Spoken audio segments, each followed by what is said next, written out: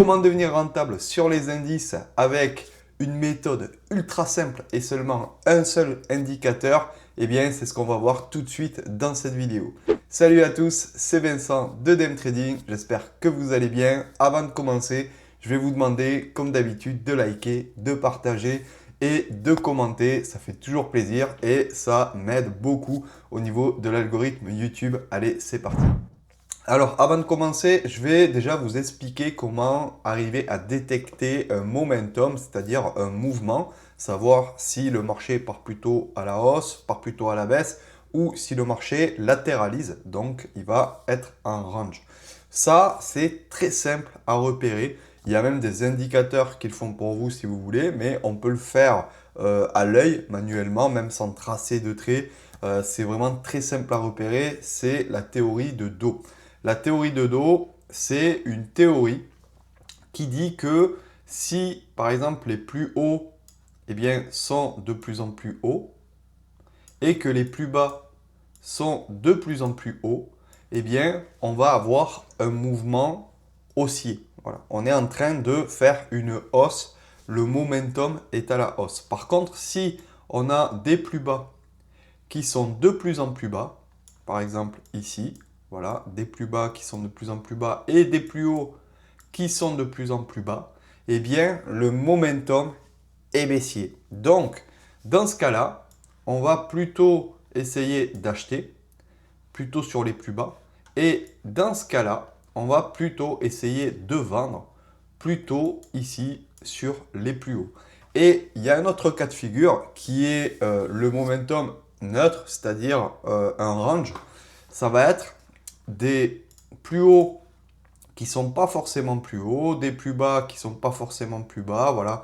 C'est un marché qui n'est pas vraiment propre et on n'arrive pas à détecter soit une tendance haussière, soit une tendance baissière. Ce n'est pas clair. Et dans ce cas de figure-là, eh bien, la bonne pratique, c'est de tracer la borne haute, ici, sur les hauts, de tracer la borne basse, pardon, ici sur les bas.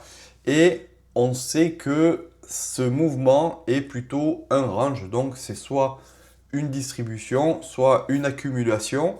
Et si vous ne voulez pas trop vous prendre la tête parce que les ranges, eh bien, c'est assez difficile à trader.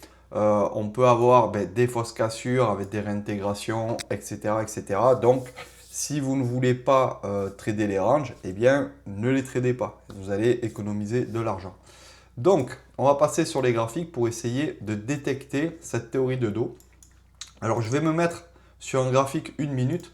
Comme ça, vous allez voir que même avec un graphique 1 minute, il n'y a pas besoin d'avoir un cas de tic réversal ou quoi que ce soit pour arriver à détecter une théorie de dos.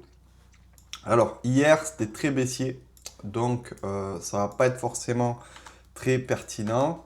Donc, je vais essayer d'effacer tous les traits que j'avais fait, tous les cadrages de marché que j'avais fait. Alors, par exemple, hier, c'était un gros flux baissier. Alors, il n'y a pas eu beaucoup de corrections, donc c'était un marché assez difficile à trader par rapport à la théorie de dos. Mais on pouvait voir que, je vais vous montrer ici, on pouvait voir que dès le départ, à 15h30, ici c'était 15h30, on avait une théorie de dos qui commençait à s'installer. Alors, je vais grossir le graphique. Voilà. Je vais vous mettre une petite flèche à 15h30. 15h30, c'est ici. Voilà. Alors, la flèche.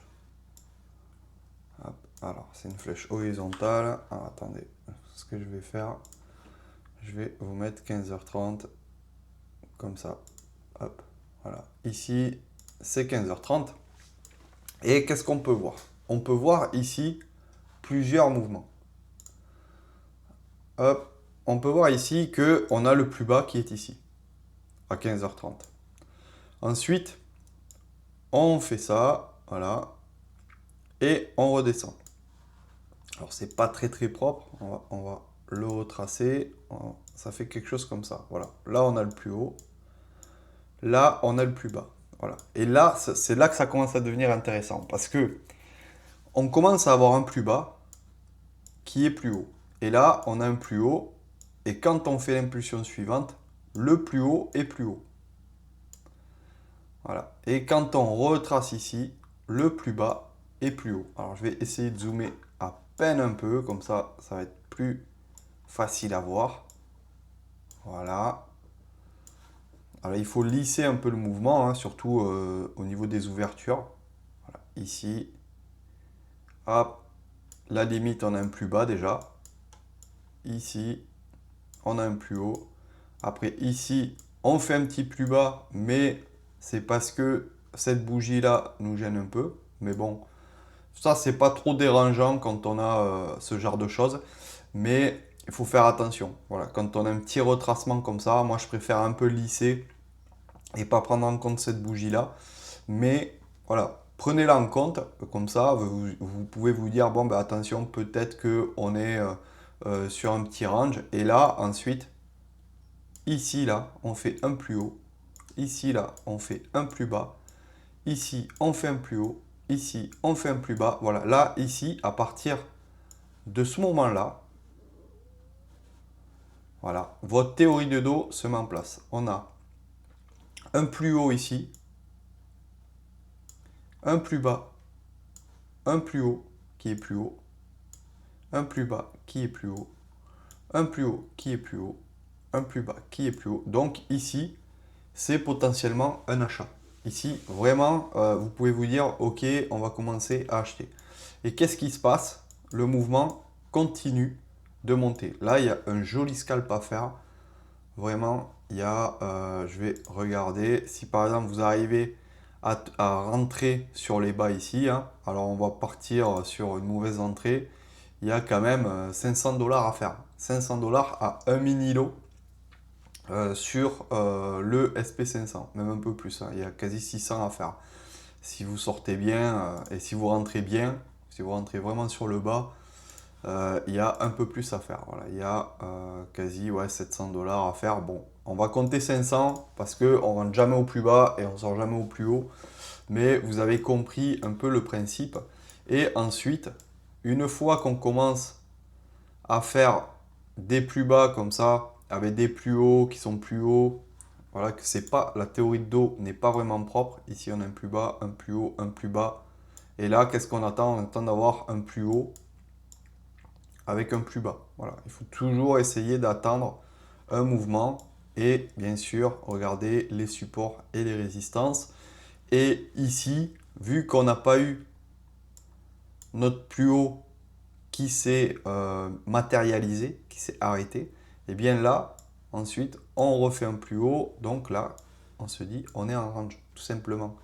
Donc, soit on joue le range et on vend le haut du range, ou on achète le bas, comme on veut, hein. Soit on essaie d'attendre la sortie du range. Moi, c'est ma technique favorite, d'attendre les sorties de range. Et ensuite, une fois qu'on est sorti du range, on attend, voilà, soit un gros mouvement impulsif. Voilà, par exemple, on voit que on a des plus bas ici, par exemple, de l'ouverture américaine. On casse les plus bas, on fait un petit pullback, on recasse encore, on fait un petit pullback. Voilà. Et là, notre théorie de dos, elle est bien en place. Et à chaque fois, voilà, si vous arrivez à prendre les impulsions, hein, chaque fois là, vous faites vraiment, vraiment pas mal d'argent juste avec une impulsion. Voilà, 2700 dollars. Donc vous voyez, c'est vraiment très rémunérateur. Mais après, cette journée-là n'est pas forcément représentative des autres journées.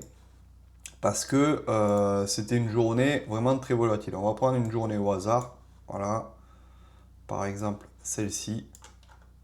Voilà, c'est une journée qui n'est pas très volatile. On va partir à 15h30. Et là, qu'est-ce qu'on a? 15h30, c'est ici. Voilà, c'est ici 15h30. C'est ici. Je vais vous mettre un petit rectangle. C'est l'ouverture. Donc ici, qu'est-ce qu'on a? On a un plus bas. on a un plus bas ici, 15h30, un plus haut, un plus bas, un plus haut. Et là, on a un autre plus bas. Donc ici, vous voyez, on fait une fois, deux fois, voilà. Un plus haut, deux plus haut, un plus bas, deux plus bas. Là, on peut commencer à se dire, attention, on va acheter. Et là, on peut commencer à acheter. On peut commencer à acheter ici, là, sur cette zone-là. Donc, notre théorie de dos est en place. Le plus bas ici est plus haut.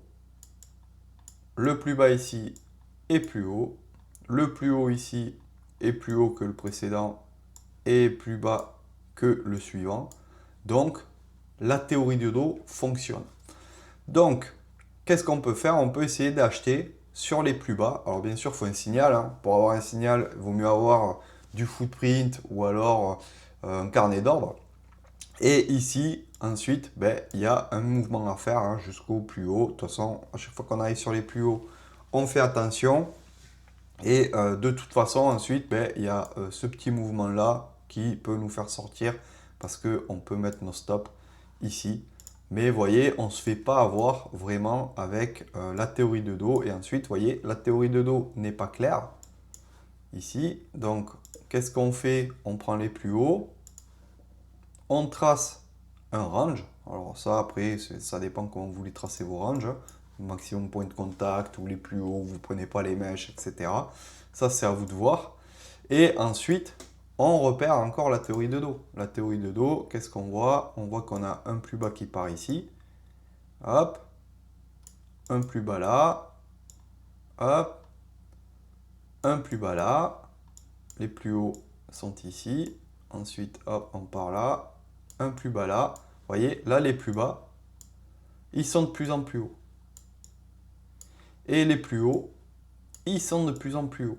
Donc, à partir d'ici, on peut commencer à se dire, attention, je vais acheter. Si vous voulez être prudent, parce que c'est une sortie de range, attendez ici. Voilà. Attendez ici. Et là, vous voyez que vous avez une absorption, par exemple, au footprint, etc. Eh bien, vous pouvez vous dire, attention, je vais commencer à acheter. Et ensuite, voilà, vous visez les plus hauts. Et qu'est-ce que vous avez? Vous avez un magnifique trade ici. Voilà. Alors que vous achetiez ici ou là, eh bien, vous êtes gagnant. Donc la théorie de dos, c'est vraiment ultra basique, mais c'est ultra efficace, croyez-moi. Donc, je vais essayer de prendre une autre journée. Voilà, par exemple celle-ci. Voilà, hop, je vais arrêter. Je vais enlever tous les profils, etc. Ça, c'est quand je trade. Et on va regarder un peu la théorie de dos avec les volumes. Ça, c'est très important, les volumes. Là, c'est vraiment un hack que je vous donne. Les volumes, il faut toujours essayer d'avoir un œil dessus. Ça va vous dire ce que le marché fait. Il faut comprendre que les volumes, les barres de volume, les histogrammes de volume sont un compteur de transactions. C'est-à-dire que dans une bougie, vous avez des transactions. Voilà, regardez, si on zoome, vous voyez qu'il y a des chiffres. Ça, c'est le footprint.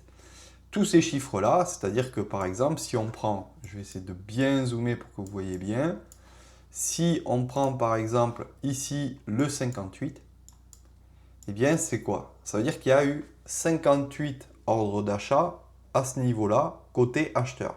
Et ici, de l'autre côté, il y a eu 78 ordres de vente côté vendeur. Eh bien, l'histogramme de volume ici, lui, il va prendre tous ces chiffres du côté des acheteurs et du côté des vendeurs. Il va les additionner, c'est juste une addition, et il va vous donner le résultat des transactions qui ont lieu dans cette bougie-là. Parce que bien sûr, si vous le mettez en une minute, votre histogramme de volume reflètera le 1 minute. Mais il va bouger au fur et à mesure des transactions.